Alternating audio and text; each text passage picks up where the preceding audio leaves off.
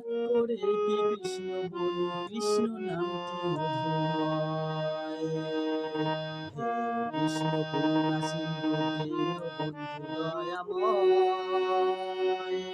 সাত করে কি কৃষ্ণ বলি, কৃষ্ণ নামটি মধুময়।